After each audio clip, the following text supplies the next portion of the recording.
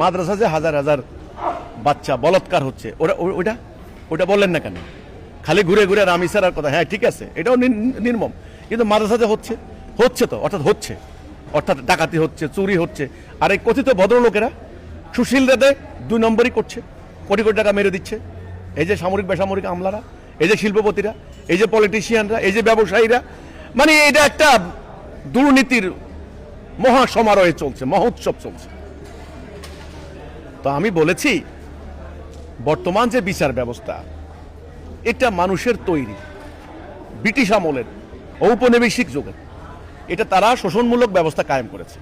এখানে ন্যায় বিচার হবে না, শান্তি হবে না, এখানে মামলার দীর্ঘসূত্রিতা হবে, এখানে যত 1 বছর যাবে লক্ষ লক্ষ মামলা জট হবে, এই মামলা একটা বাণিজ্য হয়, এটা নিয়ে একটা বিরাট সুবিধা পাচ্ছে বিরাট গোষ্ঠী, বলতে গেলে লম্বা ফিরিস্তি। এটা আপনারাও বুঝেন, আপনারা এই সমাজের লোক, আপনারা কোনো মানে আসমান থেকে নাজিল হন নাই।